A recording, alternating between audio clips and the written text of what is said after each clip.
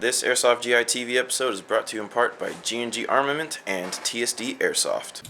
What's up, Airsoft GI TV? My name is Tim, you know that. I'm sitting here with John Liu of Best of USA Marketing. He is the pioneer behind the Operation Lion Claws series of MILSIM events. How you doing, John? Good. I wanted to ask you, you're a pretty big figure in the Airsoft community, but where did it all start for you? Well, it all started right after 9/11. I lost all of my business in the international tourism industry. And over lunch with my good friends, James Ty of Airsoft Elite at the time, and Walter Chang, who is currently the big boss of Airsoft GI. But back then, Walter was a few pounds lighter and a lot younger, but he was full of energy and enthusiasm. So the three of us were just having casual lunch and talking about how I lost all my business. And they said, look, you know so many military VIPs, why don't you get them to play Airsoft? And at first I thought it was the dumbest thing I ever heard. I'm not going to get American heroes to play soldier. They've been there, done that already. Yeah, of course. And but one thing led to another. They said, look, you lost everything. You have nothing to lose by trying. And that's how it all began. Just a casual lunch conversation. Just like we all took it as a joke. In fact, we were joking around. We were talking about what we're gonna call it, like give it some goofy name, you know. So we're joking, Lion Claw. And Walter came back from the bathroom. He says, "Hey, lions got more than one claw, so it should be Lion Claws." And so we were just kind of goofing around, joking. And that's I made a call to Colonel McKnight. And I said, "Sir, if we do this type of team building event, would you have an interest in leading them?" We were very fortunate that Colonel said, if you give me an opportunity to speak positively about United States Army personnel and lead a bunch of enthusiastic, patriotic young men and women, I'll do it. Excellent. That's how it began. I need to ask you, how did you come to know these people like Colonel McKnight and Mad Max Mullen? You've obviously known them before the Lion Claws Correct. event. How did that come to be? I'm a history buff. I collect military stuff. I love military history. I run Weekend of Heroes, that big 1/6 scale toy show. That's how I knew Colonel McKnight. It was, again, right after 9/11. It was April of 2001. First Weekend of Heroes. Yeah. We need a VIP. The movie Black Hawk Down just came out. And their sponsor said, why don't you call the Army, see if we can get some military people to come, or maybe easier, call Brockheimer Productions, see if we can borrow props for the show. That would be really cool. Yeah, that would be awesome. So I thought, okay, cool. We don't need to bother the real Army, so I called Brockheimer Productions. They very politely told me to go F myself. Very politely. As industry people often know how. Yeah. So I'm okay. Plan B. Then I went calling some of my military associates, and they hooked me up with 2 Rangers who were in Somalia. Okay.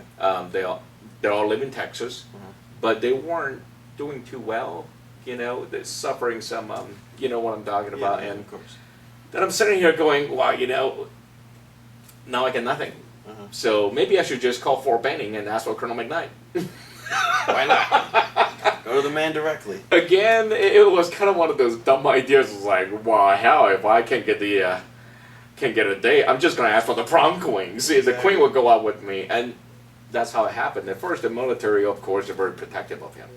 They would not let me talk to him. Okay. And one thing led to another, and I finally earned the trust of his assistant. And they said, well, you know, Mr. Liu, why don't you give us your number? I'll have Colonel call you. Okay. But I figured, you know, I pushed so hard to come this far, I wasn't going to be disrespectful to Colonel's assistant, so I understood fine. You know, I came this far, leave them my number. If they call me, fine. They don't, I understand.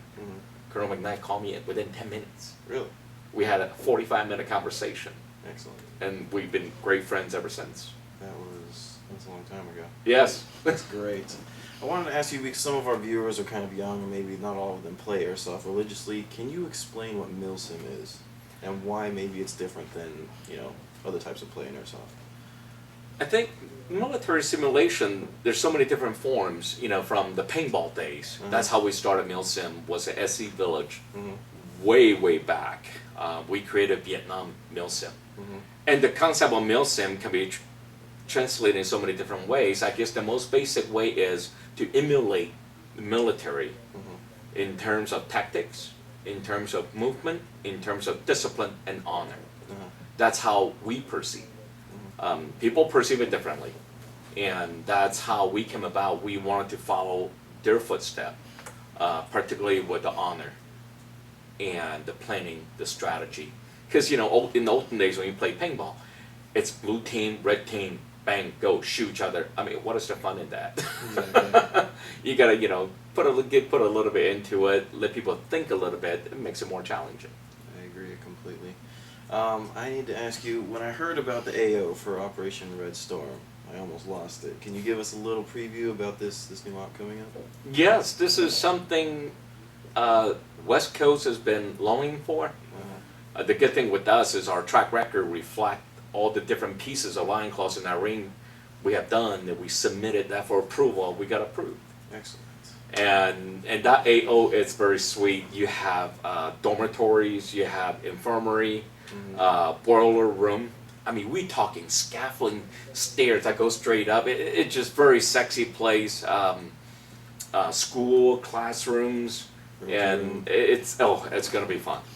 Do you have anything coming up in the future you want to let us in on? Maybe some brainstorming ideas you're throwing around your head that probably is not going into fruition yet? Well, we are currently, some of the viewers who are signing up for New Horizon know that they're going to be facing some line clause Russian angels. Oh, really? And we're testing out Russian angels, or Russian girls are feisty, which is a good thing. Mm-hmm.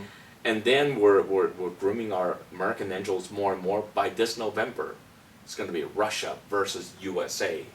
So it's going to be War of Angels. It's going to be a girl fight?